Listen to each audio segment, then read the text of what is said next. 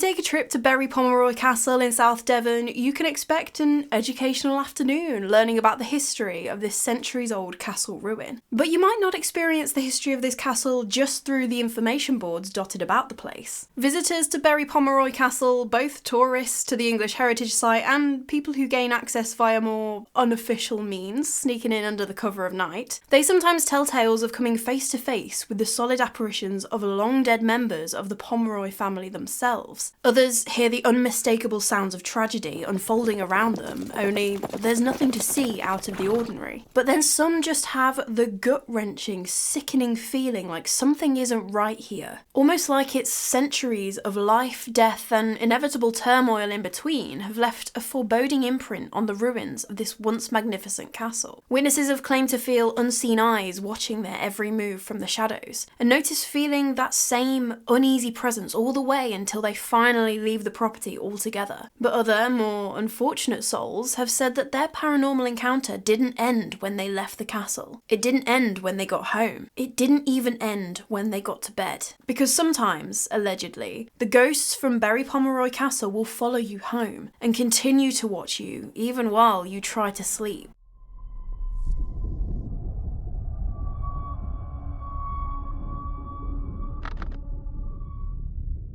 So when we think of old castles, especially old castles that now stand in ruins, we usually think of the Normans. Straight after William the Conqueror came over, won the Battle of Hastings in 1066, and started divvying up the country to give to his mates so they could build their castles on, that's who we've got to thank for a lot of the castles still standing today. And for a long time, that was thought to be the story with Bury Pomeroy Castle, because the land was gifted to Ralph de Pomeray after his contributions to the Norman conquest. And Ralph's son William, he enclosed that land into a deer park, because nothing says that you're from a wealthy, important family quite like a bit of deer hunting on your own park. And so it was generally accepted that the castle standing in ruins today started out life as a Norman castle from this time. But it's actually not. They found that it's a little bit younger than the typical Norman construction. It was a member of the Pomeroy family who built the castle, but it came along a lot later in the 15th century. And our first records of a castle on this site came from 1496, when the man of the house, Sir Richard Pomeroy, died, and his widow Elizabeth was given a third of the castle. Interestingly, the record also shows that Elizabeth was given a third of the messuage, which is a term for a house plus outbuildings, so she was given part of another property separate from the castle. But building a castle in the 15th century, this fortified manor house with the dry moat, the curtain wall, and a big old gatehouse, seemed a little bit like overkill, right? Thing was, there was quite a bit of drama going on in Devon at the time, in what would eventually escalate into what would later be known as the Wars of the Roses, which was a series of civil wars in the 1400s, battling it out over who would be the next ruler of England. The majority of the surrounding Devon was on the side of the House of Lancaster, whereas the Pomeroys were supporters of the opposing side, the House of York. Bit of a precarious situation to find yourself in, so you could see why you would feel safer sleeping behind a big old castle wall, you know? But the Pomeroys continued living at Bury Pomeroy Castle until the 16th century, when in 1547, Sir Thomas Pomeroy, having got himself into a spot of debt, needed to sell off the family home. He sold it for £4,000, which is about 2.8 million in today's money, to a Sir Edward Seymour, the first Duke of Somerset, also known as Protector Somerset, because he was the guy who was appointed Lord Protector of King Henry VIII's only surviving son, King Edward VI,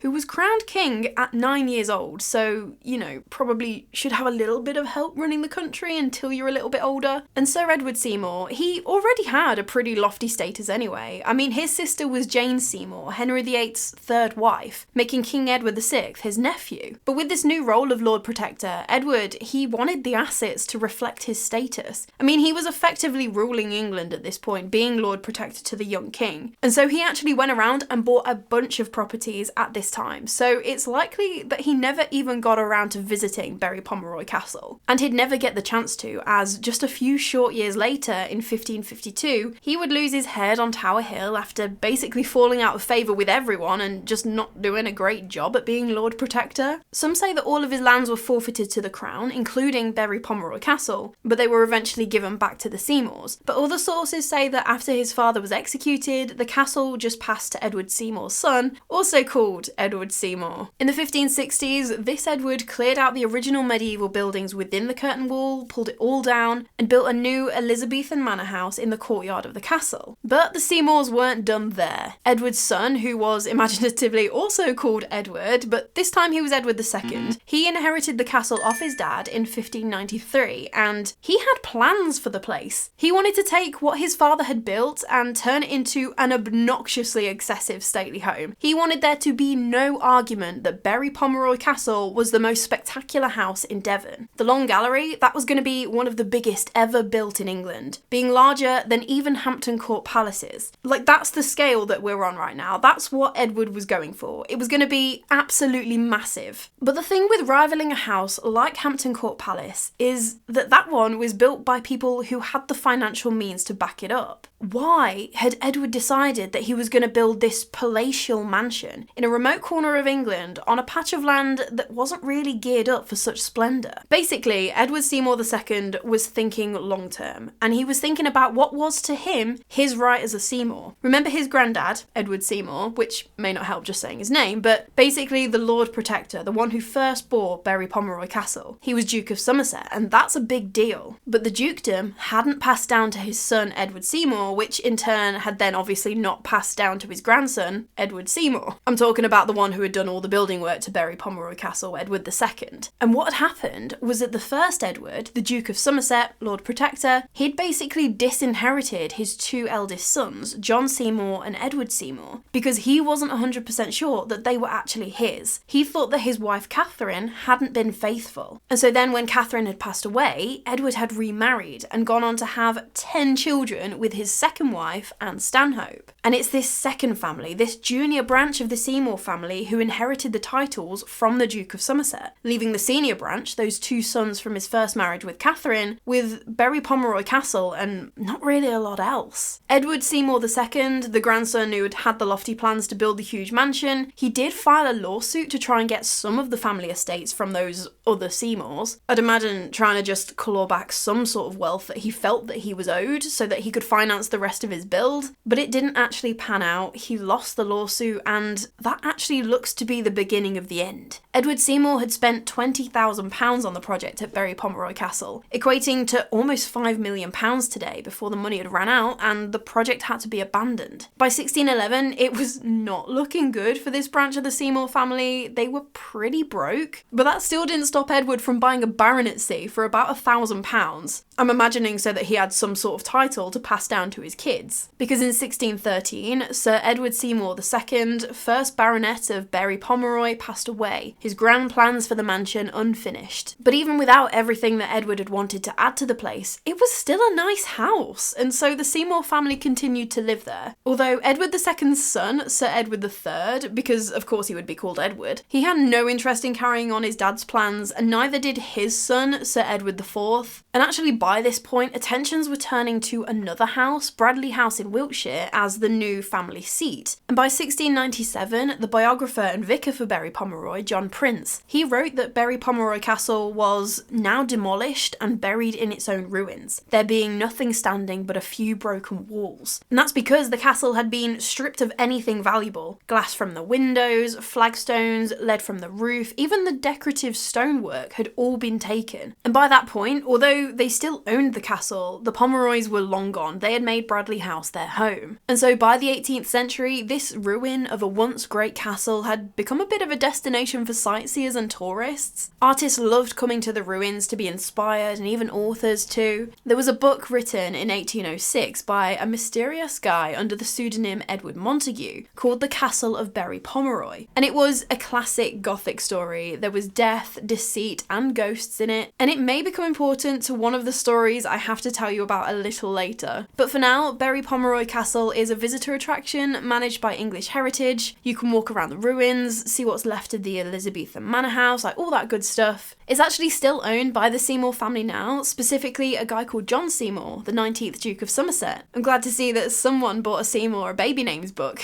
And I know I just said Duke of Somerset, and no, that's not because it passed to the junior line of the Seymours along with everything else. The junior line, so the descendants descendants from Edward Seymour, Lord Protector's second marriage, that actually died out in 1750. There wasn't another male heir to pass on the title and lands to. And so everything, along with the title Duke of Somerset, passed back to the senior line, back to Edward II's line of the family. I'd like to think that he would be happy about that, even if he didn't get his own Hampton Court palace. But as you're walking around the castle ruins now, you can do like an audio tour as you're going around, and there are some ghost stories that are shared on that very tour. Even though English Heritage don't really seem to like to associate with the paranormal side of it, on their website they refer to the castle being called the most haunted castle in Devon as being unfortunate. But anyway, it is thought to be one of the most haunted castles in Devon. There are a few classic ghost stories, but there are apparently a lot more hanging around the ruins, and there's a whole Facebook page dedicated to the ghosts of Bury Pomeroy Castle. It's called Bury Pomeroy Castle's Haunted Heritage. There's also a Facebook group where a guy called Matt Kirbyson shares a lot of images and things. He's been visiting the castle for many years, but the two, I would say, most famous apparitions at the castle seem to centre around one area in particular known as St Margaret's Tower. And this was part of the original 15th century castle. The tower was part of the castle's defences, but allegedly it was also the site of the death of the woman who became the White Lady ghost. The story goes that there were two Pomeroy sisters, Eleanor and Margaret, or Matilda, depending on which version of the story you hear. These sisters allegedly both fell in love with the same man, but Eleanor, she knew that she stood no chance because her sister was absolutely beautiful. There's no way she could compete. And so what did Eleanor do? She locked Matilda in the dungeon downstairs in St Margaret's Tower. And poor Matilda was just left to starve to death. Just tragic. And so now Matilda, known as the White Lady, has been seen walking around St Margaret's Tower. And I mean, before we even go any further, that's an origin story and a half for a ghost, right? Yes, but it also happens to be the entire premise of the book, The Castle of Bury Pomeroy, written by Edward Montagu. Literally, down to the names Eleanor and Matilda. Add in the fact that there doesn't seem to be a record of Pomeroy sisters Eleanor and Matilda, even Eleanor and Margaret, and that apparently the so-called dungeon was actually just a gun emplacement to cover the south side of the castle and the gatehouse. Never got used as a dungeon on account of the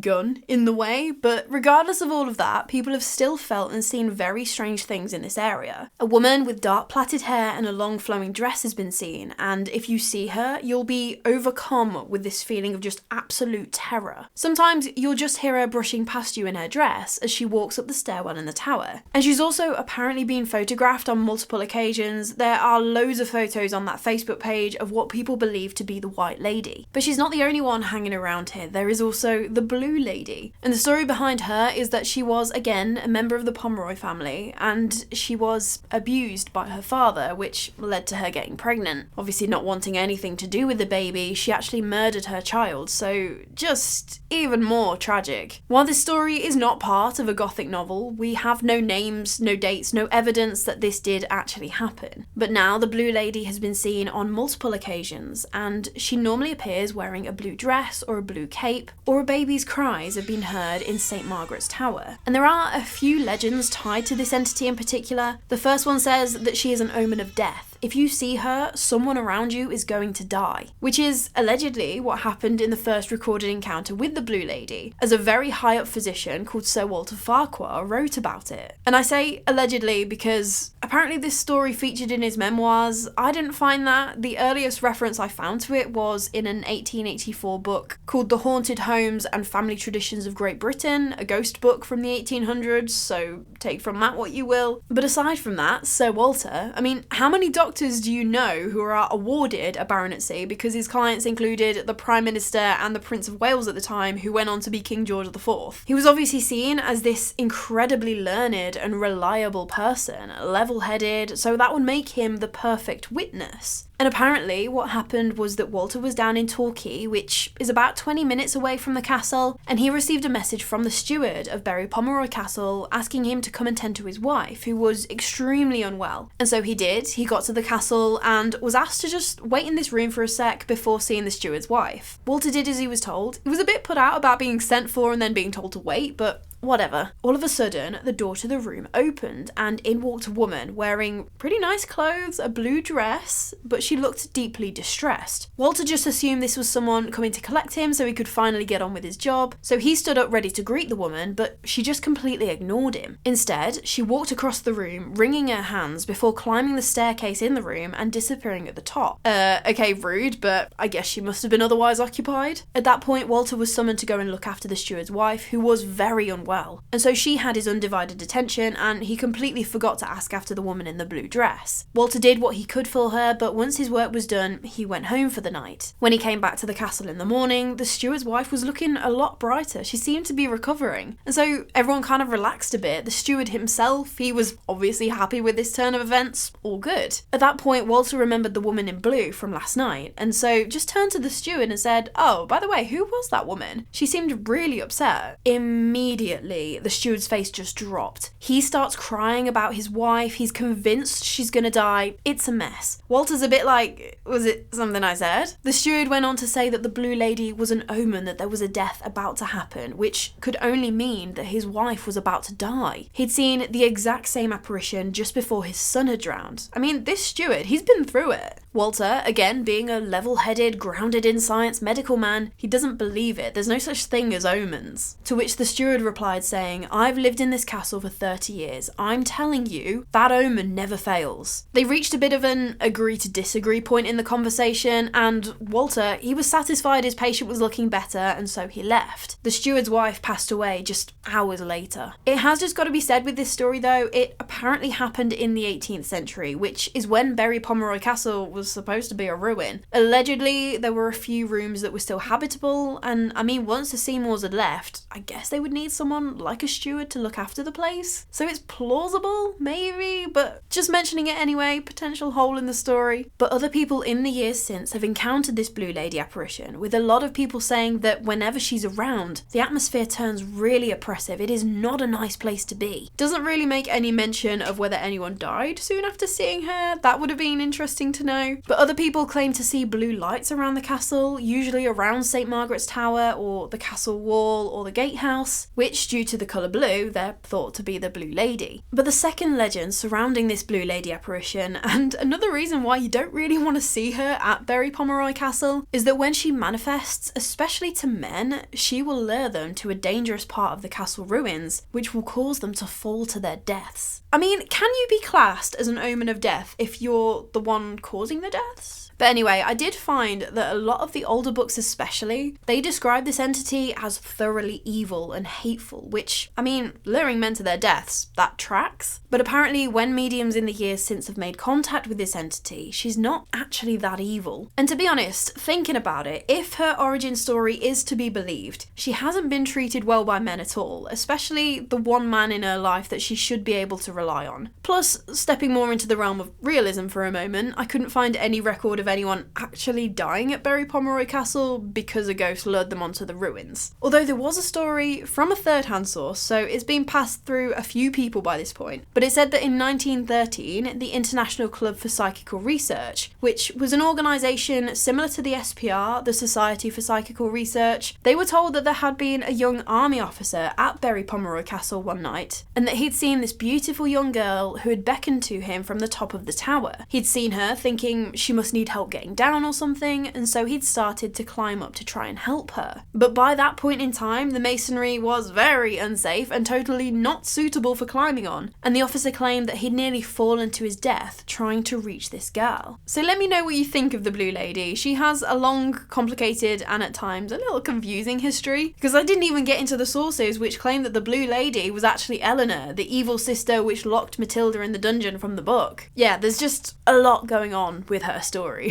But even with those two ghost stories at the castle, they are not the only ghostly women allegedly haunting the place. There has been a young woman seen standing by the doorway into the gatehouse, and sometimes she's described as wearing a black dress, other times it's grey, but she always appears as a solid person. Almost like English Heritage have added some costume tour guides to their payroll, only she has a habit of disappearing as soon as you notice her. But there is another entity in this area who doesn't seem particularly bothered if you can see him, and he kind of makes me feel a little bit uneasy, to be honest, thinking about.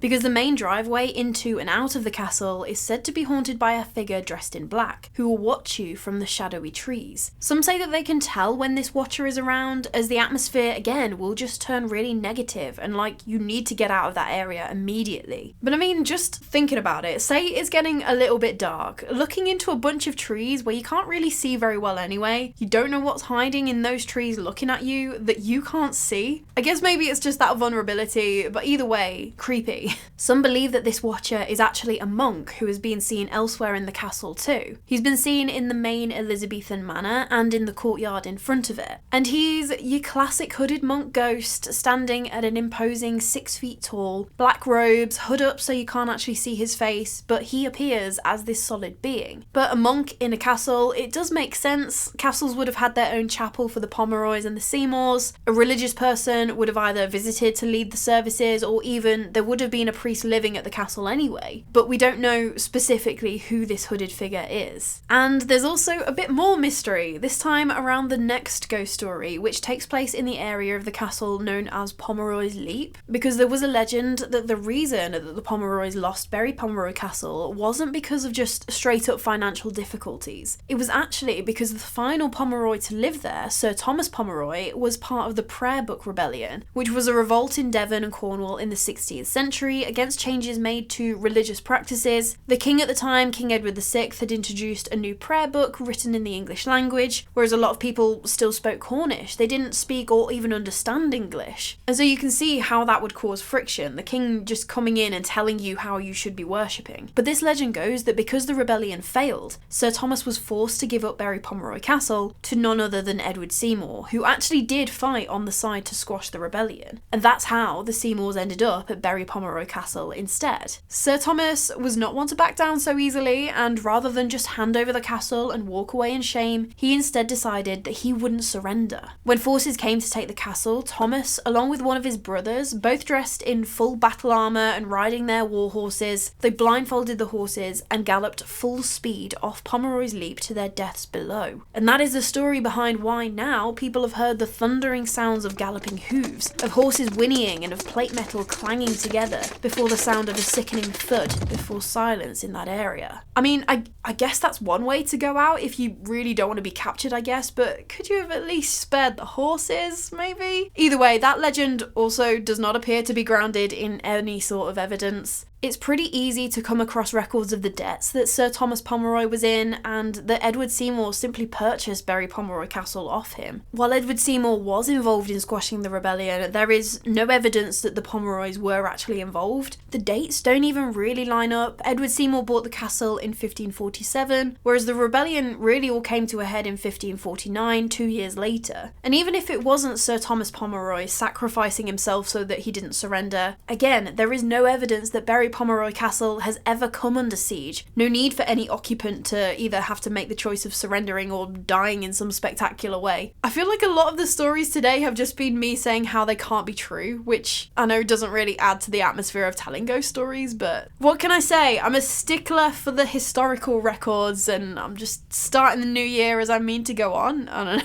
know.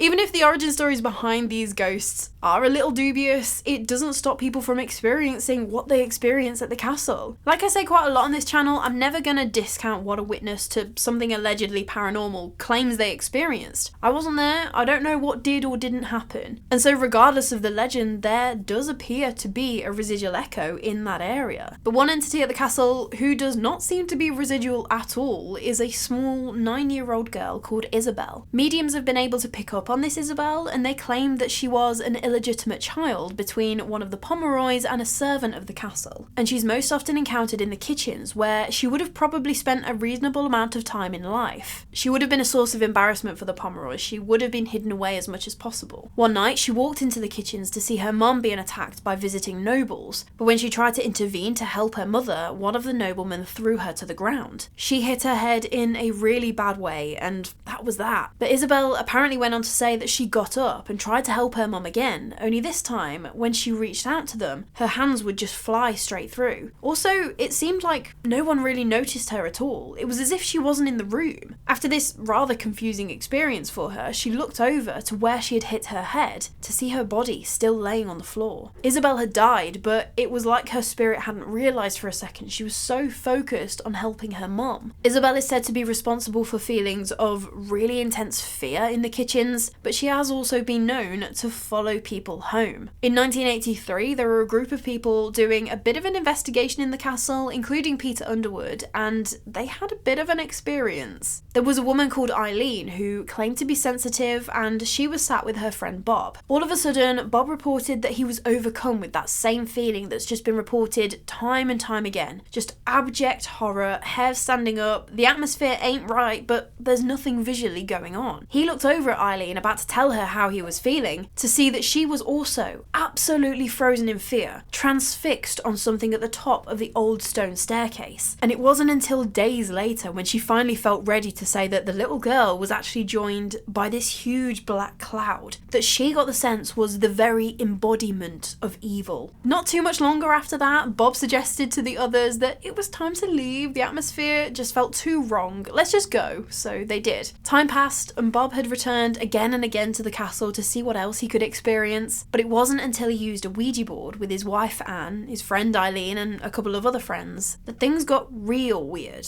As soon as they started the session, the glass was flying around the board, so they ordered whoever it was to slow down and tell them their name. The board spelled out Isabel. They asked more questions and they found out that she was the same girl from Bury Pomeroy Castle and that she was 9 years old. And at that moment, Eileen just let out this almighty scream. She claimed that she had seen Isabel's head pop up out of the Ouija board and that she just described her as looking horrible. And not that she was like scruffy or dirty or anything like that, just her face and her expressions and her energy just felt weird. At that, naturally, Eileen had decided that she'd had enough and so she went home. And Anne also decided at that point, I'm just going to call it a night. This is just getting a bit too weird. Although after that, I don't know how you could go straight to bed. That is just screaming for at least 3 Family Guy episodes for me before I try and go to bed. Anyway, about an hour later, there's a scream coming from upstairs. Anne is clearly in distress, so Bob runs up to go and see if she's alright. Once she finally calmed down, she said that she had seen her, Isabel, the little girl, in her bedroom. She'd said that she'd woken up to the feeling like someone was sitting on her legs, and obviously thinking it was just Bob messing about, she just said, oh, just get off me or whatever. But still, there was this pressure on her legs. So she opened her eyes and turned around to see Isabel sitting on her legs. They looked at one another and Anne said that her eyes were dull and dead. But that smile, it was evil. There was no childlike humour in it. She was evil and she'd wanted to hurt me. Absolutely not. No, I don't think there's enough Family Guy episodes in the world that could make that right after that. This entire account is in Peter Underwood's Nights in Haunted Houses book, but apparently this presence of Isabel lasted in Bob and Anne's house for 3 more nights after that, which all just sounds utterly terrifying, doesn't it? But if you do visit Bury Pomeroy Castle, it's not all doom and gloom. There does seem to be one ghost I actually wouldn't mind encountering. It's a Cavalier soldier who has been seen on the driveway going towards the castle. He's seen in the typical royalist Cavalier uniform with long curled dark hair and a large moustache, which would have been fashionable at the time, and he seems rather jovial. Have we finally encountered a not negative entity at Bury Pomeroy Castle? If you see him, he's said to smile at you before telling you that he's heading to the local inn, which, yeah, that's something to smile about. What I find really interesting about this entity though is that Sir Edward IV was actually known as Colonel Edward, and that he was a dedicated royalist during the English Civil War. It's also recorded that he was incredibly hospitable to anyone who visited the castle. He was a great host. And so, I don't know, putting 2 and 2 together made me think that maybe this smiling cavalier is actually old Colonel Edward himself. There are also other entities who allegedly haunt the castle too. We're still not done. There's a gardener who's been seen scything the grass outside the front of the castle. Apparently, he was once witnessed by someone who lived at the castle who had no idea who he was. Who is this man and why is he cutting the grass right now? So she sent her kid out to go and try and find out who he was. By the time the child had reached where this gardener should have been, the man had disappeared. Ghost or just your friendly neighbourhood gardener though?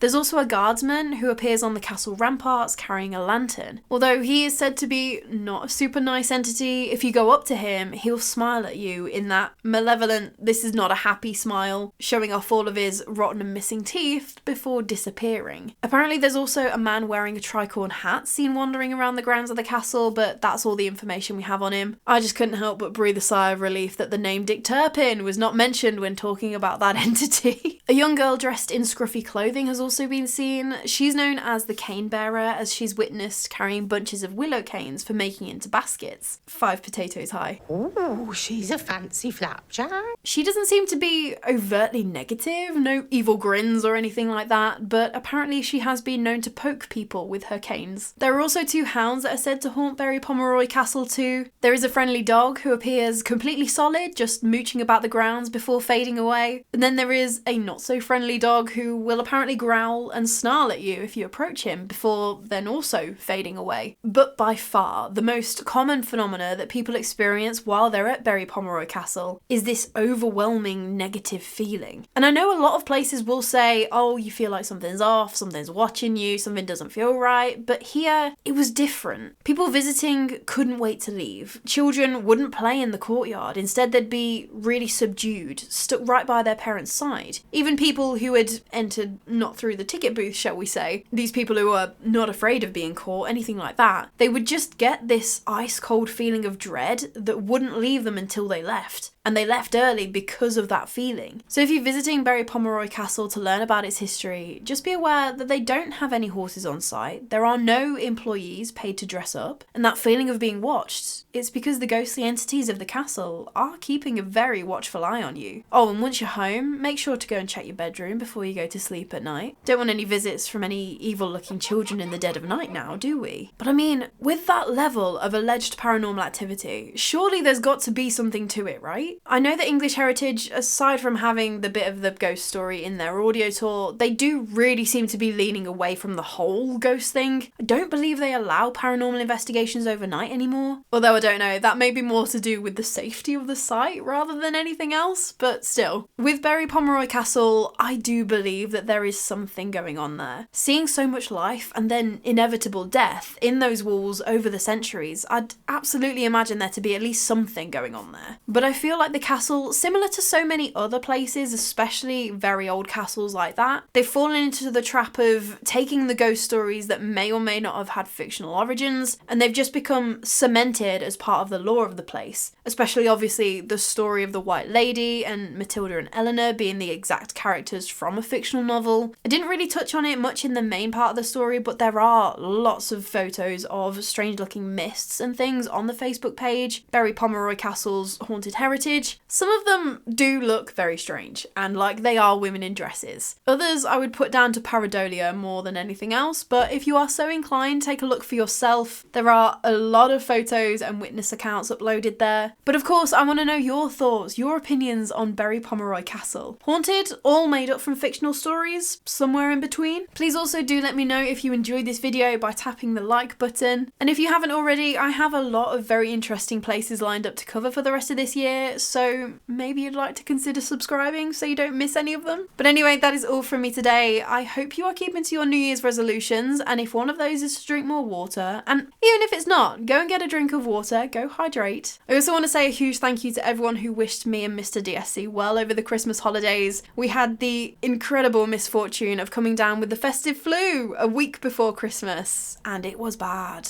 But don't worry, the night before we were due back in work in January, we had just about managed to shake the worst of the symptoms, so that was super cool. Anyway, enough about me. I hope you enjoyed this first video of 2025, and I already cannot wait to chat with you more about the morbid, mysterious and macabre next week. So until next time, sleep safe. Oh, it's Bean. Bean, what's up? Hi. Are you coming to say Happy New Year to everybody? You can't be crying and then not say hello to everybody. Hi.